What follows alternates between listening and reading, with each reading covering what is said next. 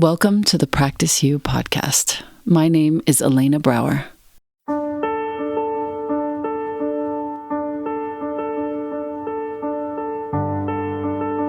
Let's dive into today's conversation regarding life's myriad transitions and how we refine our responses in our relationships, our wellness, our households, our work, and in our practices.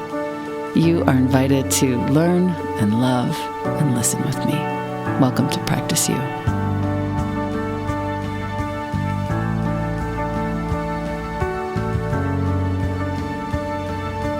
Welcome back to the podcast. I have a really fun story for you, our listener. So a long time ago, I was a camp counselor at a sleepaway camp in upstate New York. And my first year as a counselor, my co-counselor was a gal who was a couple of years older than I, Louise. Louise now works at a large publishing house, and Louise every now and again sends me authors and books, people whom she knows I'll resonate with, ideas that she knows that I will find interesting and illuminating. And of course, this author came from Louise. So Louise, I love you. I thank you. We have been friends for almost 40 years. I have with me today a very special guest. She is the co-author of The 7 Circles, Indigenous Teachings for Living Well. Her name is Chelsey Luger. Welcome to Practice You, Chelsey. Thank you, Elena. I'm so happy to be here, and I enjoyed hearing your story about Louise. She's great to work with. How cute is that, first of all? Yeah, it's awesome. So this book has become really important to me. You are a writer. You're enrolled in the Turtle Mountain Band of Chippewa. You hold a Bachelor of Arts in History and Native American Studies from Dartmouth. You have an MS in Journalism from Columbia. Your work has appeared in HuffPost, The Atlantic, Now This News, and elsewhere. Your co-author, Tosh Collins, senior trainer for the Native Wellness Institute and also photographer. And he's not here today, but he sits on the land management board for the Salt River, Pima, Maricopa Indian County, his home. That is Arizona, correct? Yes. Wonderful. I did some cold calling for an election there. Okay, so I want to jump in. We have about 20 minutes, and I know I want to respect your time. These teachings for living well are bringing us a sort of modern Native American perspective on wellness. This perspective draws from ancestral teachings. Every single chapter is on one of each of the 7 areas that are critical to overall health. We start with food, ceremony, movement, sleep, sacred space, community, and connection to land. That was not in the order that they're in the book. And I've picked a couple that I want to focus on for today, but I could talk to you probably for 3 hours on this book. The practices for well-being of all kinds, we're going through mental, physical, spiritual, emotional, in this book can be applied to everyday life. We're talking about gratitude. We're talking about better sleep, electronic sundown, routine into ritual, developing a healthier relationship to food. And throughout these chapters, you guys have each offered some personal stories, some really beautiful photographs, really gorgeous graphics in each chapter to teach us, your reader, how to visualize and create their own sort of wellness mind map. I have lots of friends who use this practice on a regular basis, and I love it. But I'd like to start with food and movement, I think are really important, but I'd like to start with movement because I found a couple things that really struck me in here. I'm on page 61. Movement as an antidote to addiction. You wrote, innate athleticism or physical strength is not a prerequisite or requirement for a solid, sustainable movement practice.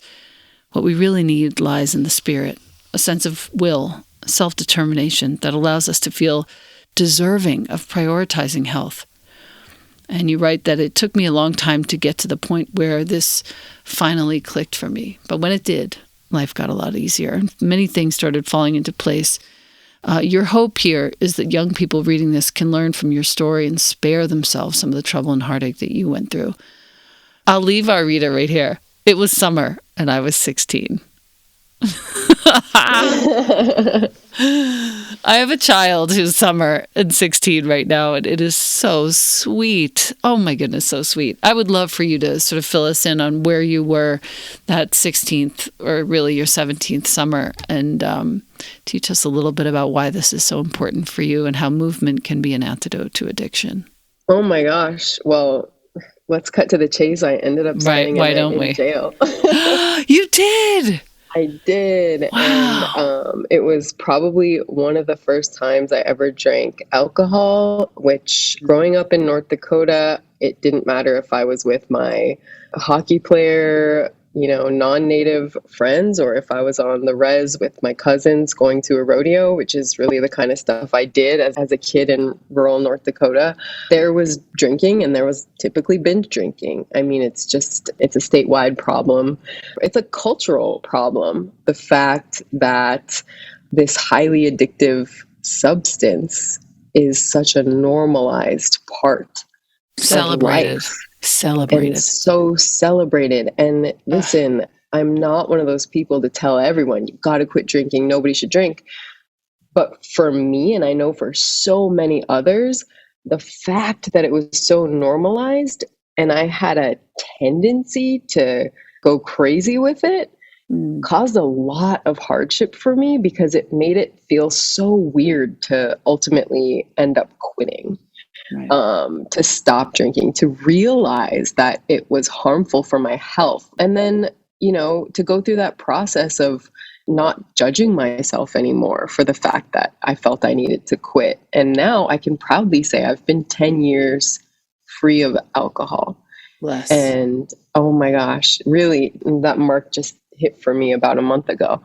And my movement and my fitness is the activity that ended up replacing my habit of drinking and partying and being hungover. Now that would come many years later. I moved to the East Coast for college and grad school and all that kind of stuff. But gosh, the hard partying definitely followed me. And that was because of the environment I was in at Dartmouth College. And that was because of the environment that I was in going to happy hours in New York City and, parties with my grad school friends. So I really want to emphasize it's not just a Native American problem. And I know there's a big stereotype with Native Americans and alcoholism, but I want to emphasize that the statistics actually show that Native people have the highest rates of sobriety and abstinence from alcohol in the country. And the rates that we experience alcohol are about on par with what the rest of the population experiences. And so I do want to emphasize that, it's not just a Native issue. This is an everybody issue. But as a Native American health advocate, I do feel passionate and, responsible for talking about addiction in a way that everybody can relate to, and sort of helping to eliminate those stigmas of what it means to abstain from alcohol or what it means to pull back from that culture a little bit. It really has done a lot for me in my life, and I'm grateful to all the spiritual leaders that I had growing up that were my first and only examples of the only people I knew in my life who didn't drink were within the Native American spiritual community. And I'm so glad that I saw those examples as a child, because ultimately, while I would ignore that for a long time, their life ways and the examples of their life ways would eventually bubble to the surface and being my true inspiration and the thing that I would grasp to when finding a life of wellness. What a good fortune that is. Mm-hmm. You ended up quitting in your third year of college at Dartmouth, right about halfway? No, I was actually almost done with grad school. I was about 25. Yeah, okay. I was 25. Okay, got it. Spring of grad school when I decided to quit. I did experiment with abstaining while I was an undergrad. I remember I went like a summer without it, and I just kind of started to toy with the idea. But you know how it is, it's hard to immediately quit. And so I kind of experimented with that off and on for a while, and ultimately ended up deciding that that was the choice for me for the rest of my life. Yeah, healing is not linear. Absolutely not. And that's why our book is organized in circles. Yes. 7 interconnected circles that will grow and shrink and ebb and flow, and will always be something that we're returning to. Wellness is an ongoing journey. There's no finishing point. And again, another teaching that I learned from my spirituality growing up. I really appreciated the rest of this section, so I just want to point our listener over to finish that section starting on roughly page 60 all the way through to page 66. That is a really good, rich, generative story. You're married with 2 kids, you're a decade sober, you find more energy, more confidence. It's a really sweet story, and I like sharing the sobriety space with as many people as possible. So this is wonderful.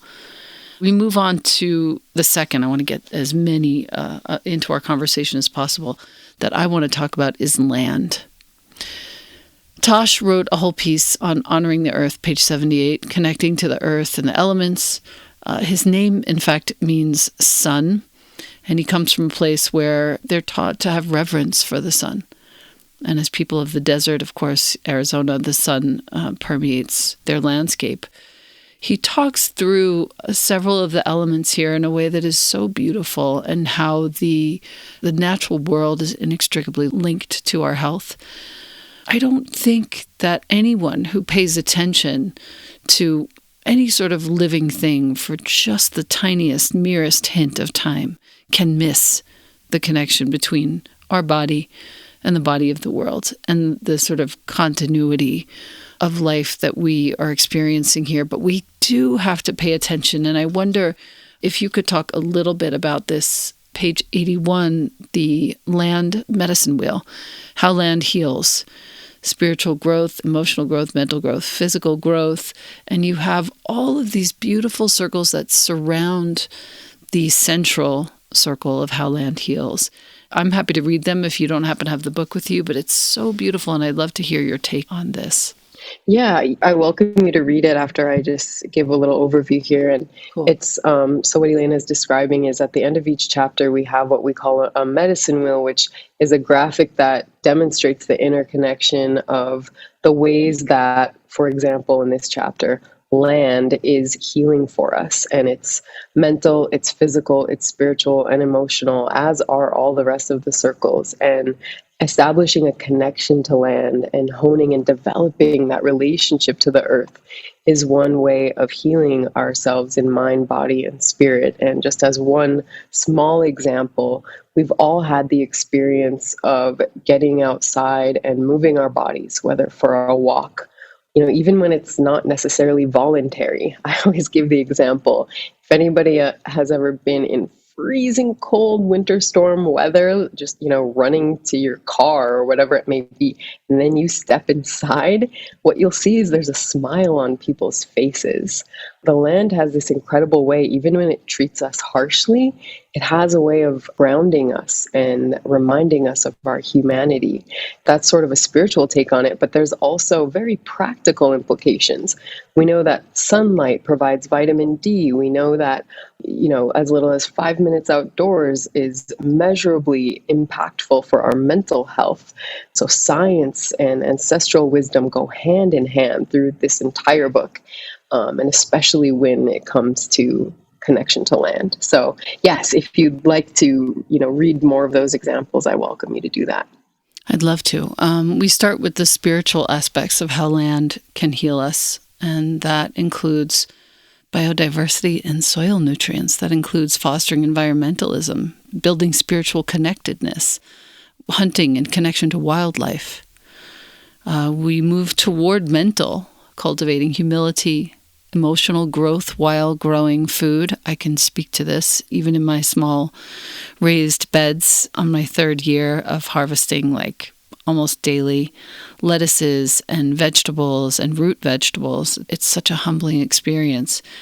Medicinal plants, disease prevention through eating real food that grows from the ground or comes from a tree. We move into the physical aspects: family recreation, active lifestyle, stress relief, space for ceremony, water and life. Moving into emotional energy from the sun, fresh air to breathe. Land teaches, as Chelsey just mentioned, our role in the web of life. I'm just so grateful for all of these. This is weird, but when I was little, I was obsessed with the stories of the Native Americans, and I knew something was awry. with how I was learning about them. I knew something was up the whole time from when I was 5 or 6 on, and I started learning about how the settlers came. And I was like, so what the F is going on here? They walked onto their land? Like, it was always so confusing to me. And nobody was saying that. They were just like, yeah, this is how it went. The settlers came and they moved and put their houses down. And I'm just like, but what about, wait a second.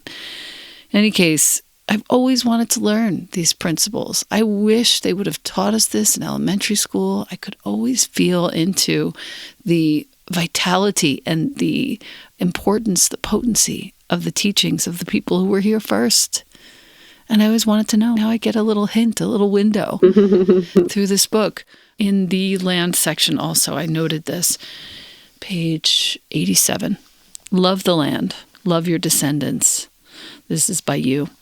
I never heard the word wellness growing up, but I unwittingly developed a deep understanding of wellness by way of being raised with my traditional Lakota spirituality, and would later connect the dots when the wellness conversation became mainstream, which happened around the same time I quit drinking and started taking my health into my own hands in a meaningful way.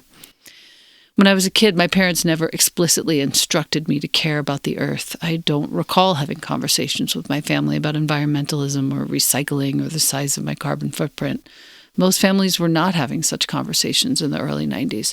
Yet, as my spiritual teachings anchored the roots of my wellness worldview, the seeds of my environmentalism had been planted by Indigenous teachings long before talk of saving the planet began to hit the mainstream. I already understood the importance of the earth and elements in a meaningful way because the significance of the land was deeply ingrained in my worldview by way of prayer. This is important, our listener. We're now moving over to page 88, and I would love to talk about your perspective on prayer.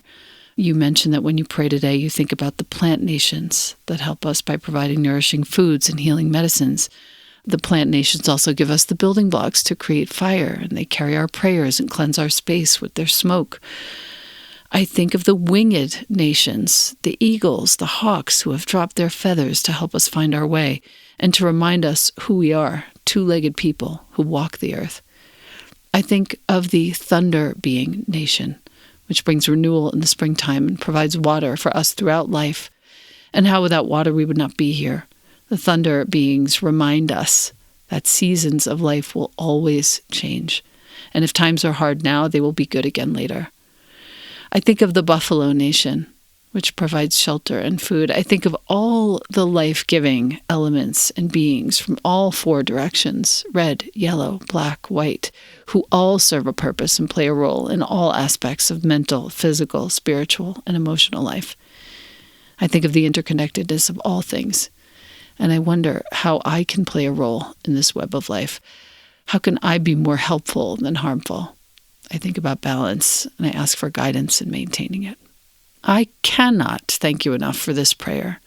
Thank you so much. I just honored to hear that it's something that you're resonating with and connecting with. And, it's interesting because as I hear you read it, what I see is myself as a child, because it truly is when I started to learn this stuff. I remember my earliest memories being 5, 6, 7 years old at Sundance or at Sweat Lodge with my family, and just this being the way that we prayed, and really rooted me and helped me to understand everything about balance and life and mental, physical, spiritual, emotional health. I mean, that's not something that my husband and I created upon writing this book by any means. These are ancestral teachings that we were all raised with as Indigenous people. And I think the teachings are profound. And the more that we can sort of start to establish these interconnected ways of understanding balance in the world and our role in it, and seeing ourselves as a part of this web of life. In Lakota culture, we have a phrase, "Medakayasi," which means we're all related.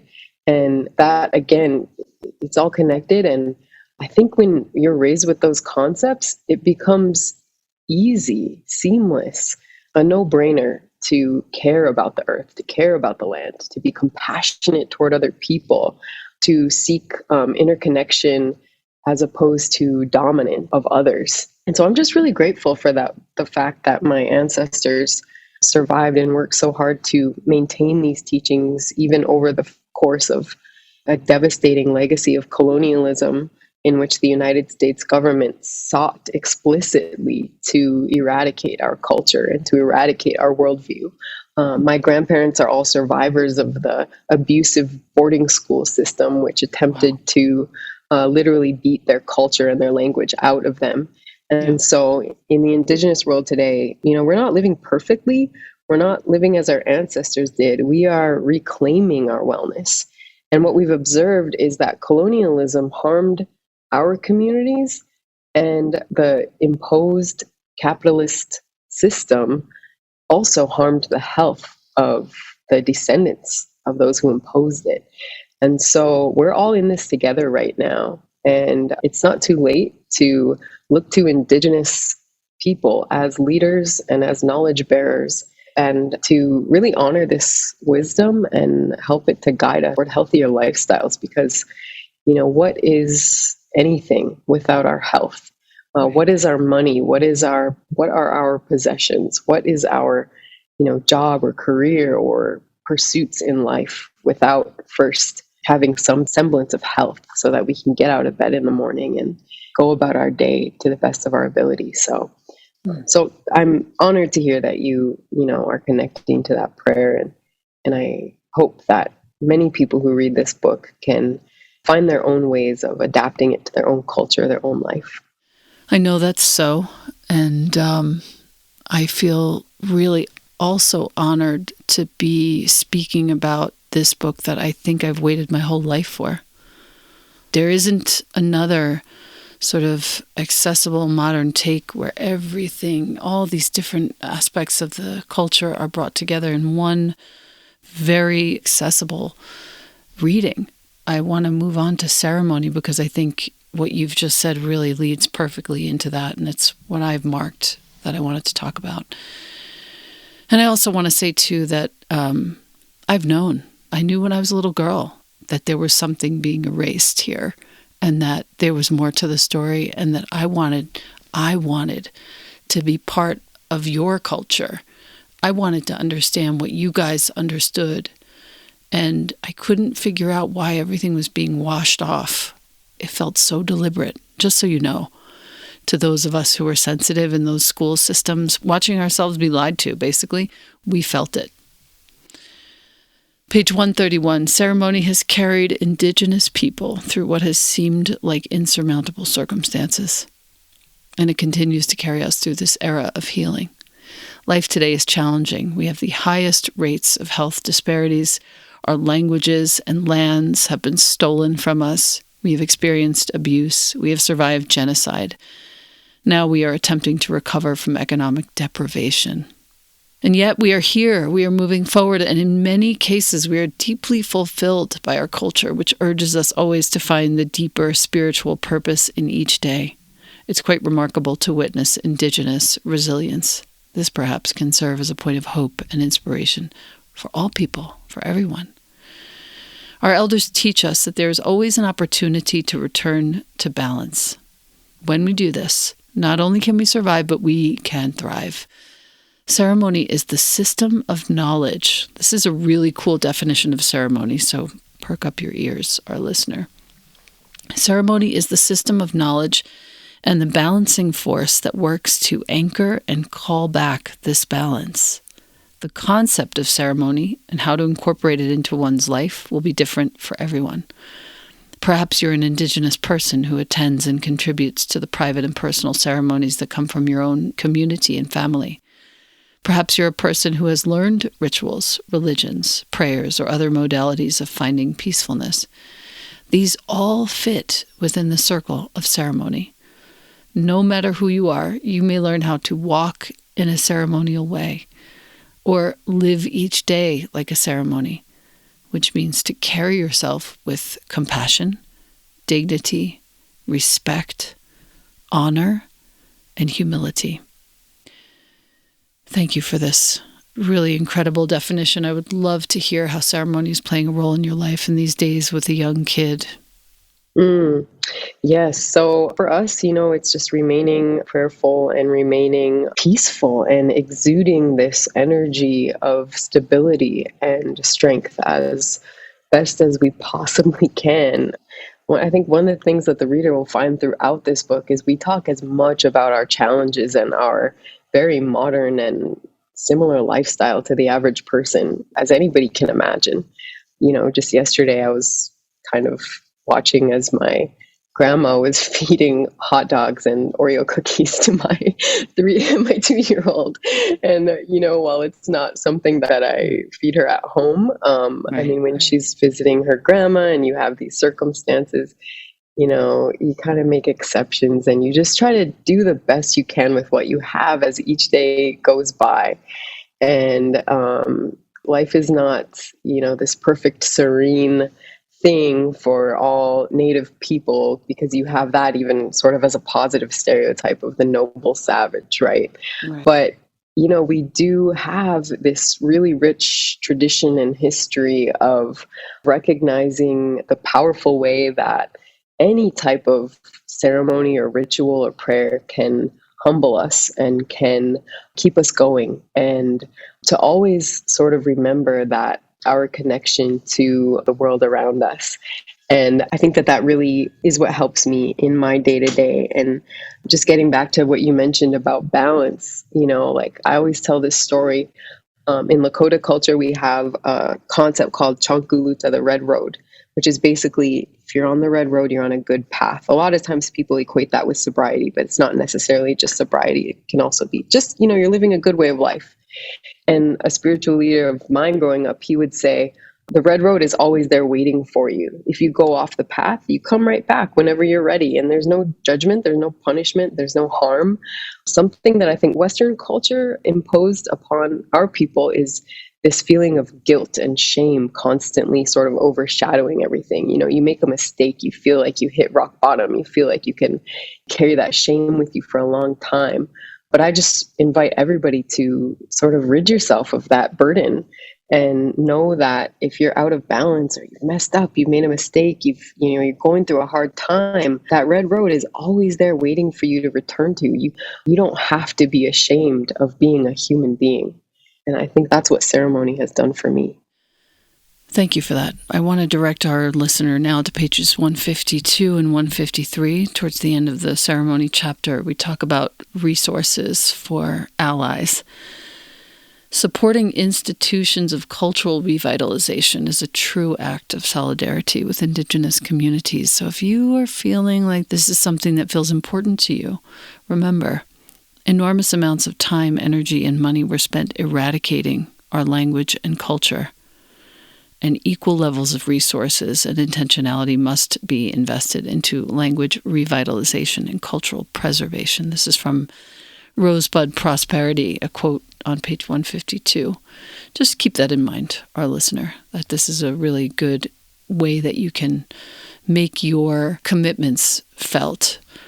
The following page, 153, Chelsey, you talk about learning. What, if any, spiritual, religious, or ceremonial practices and rituals are part of your familial and cultural heritage and history? This is how you can restore balance, our listener, through ceremony.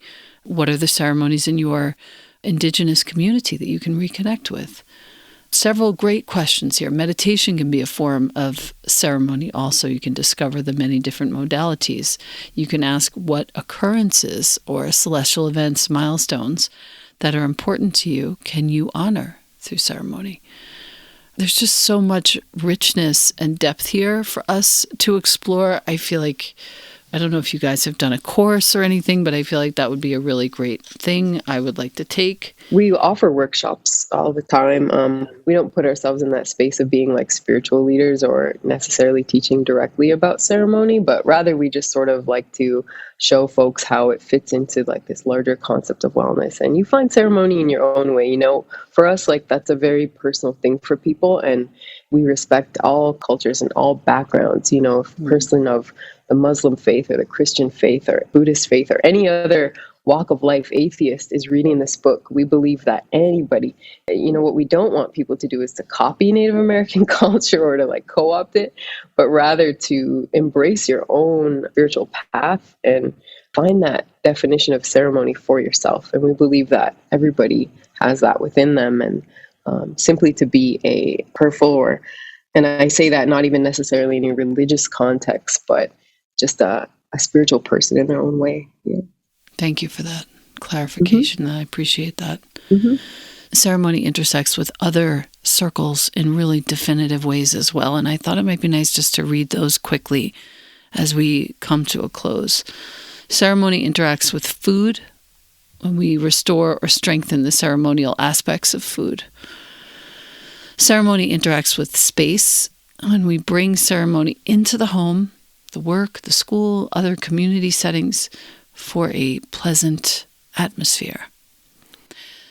Ceremony interacts with the land, living in gratitude for the land, for what it provides for all living beings. Ceremony intersects with movement, moving with prayer and intention for community, well-being, for healing.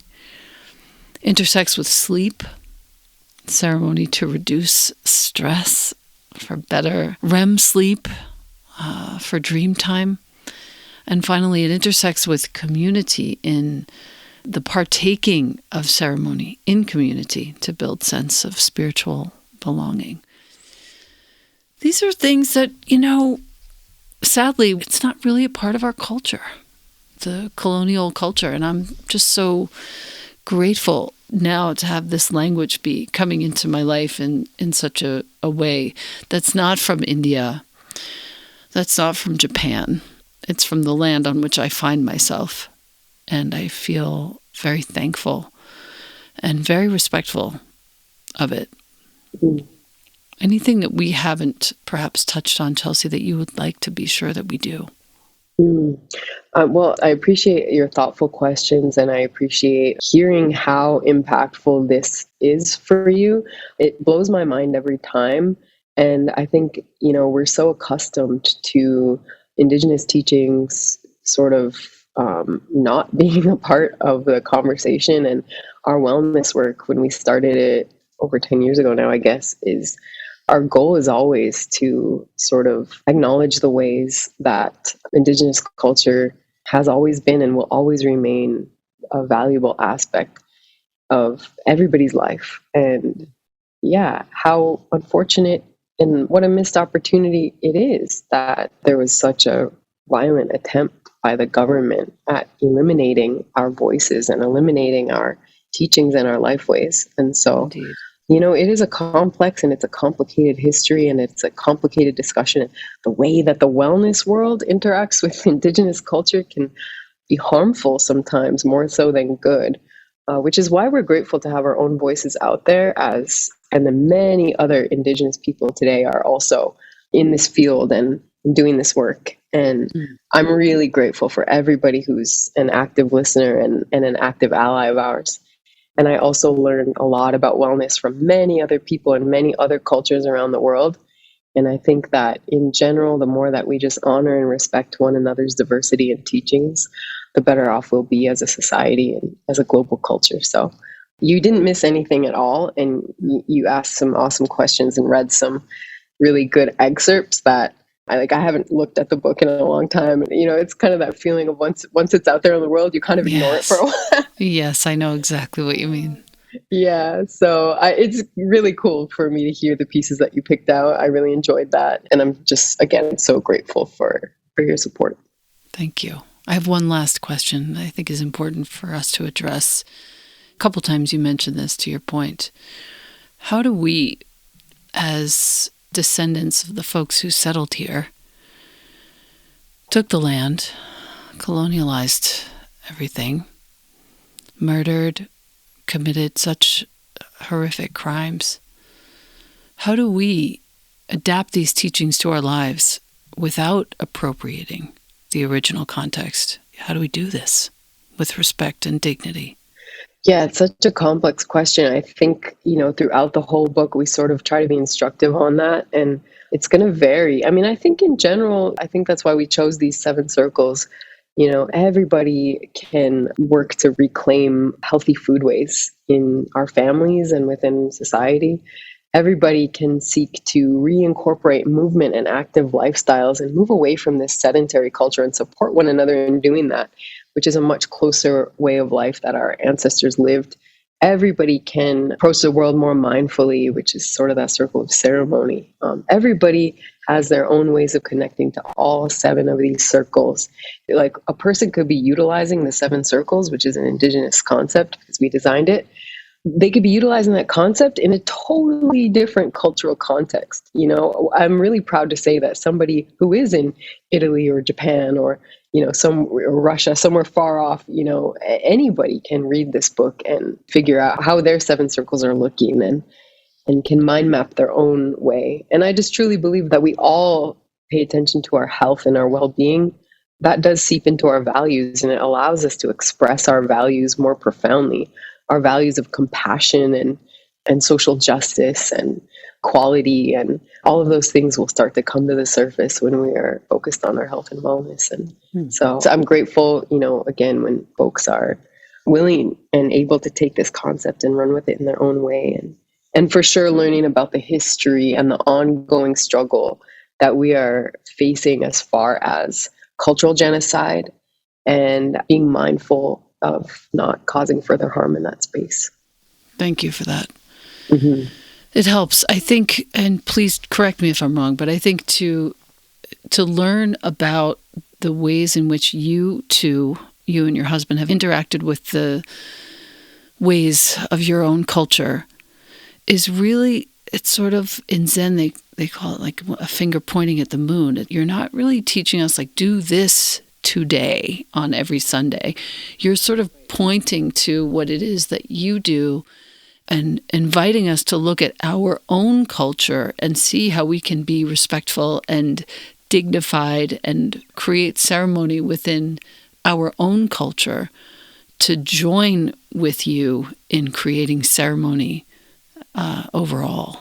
Is that correct? Yeah, and I'll give some examples even from my own life. There's aspects of my ceremonial life that are more just like personal ritual that actually don't have anything to do with the spirituality I was raised with.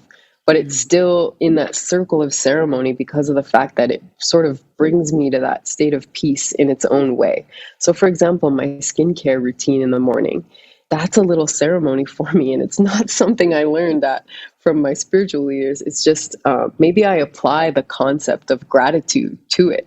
And gratitude is something I learned from my Lakota spirituality. And again, that whole concept of trying not to judge myself and trying to be kind to myself, really thinking about that with intention as I wash my face or as I cleanse my body in the shower or as I do a weight training, heavy lifting workout in the gym, and thinking about it as how does this help me be a better person and contribute to the world around me, building this strength and letting go of this stress and stuff like that. So that's what we mean by ceremony, is like, it's so multifaceted and something anybody can connect to in different ways. Thank you so much for your time today. Thank you for the 7 circles. Thank you for these offerings, invitations, really. Thank you for being present for all of our learning. And thank you for being such a welcoming energy to me personally today. I really appreciate it. Thank you, Chelsey. Yes, thank you, Elena, for having me, and thank you on behalf of Thosh as well. And I'm so grateful that you've enjoyed the book, and I'm grateful that your readers will be exposed to it, or your listeners will be exposed to it as well. So thanks. Indeed. And thank you to Louise. Really, really, thank you for introducing us. Shout out. Lots of love, Chelsey, and wishing you all the best with everything.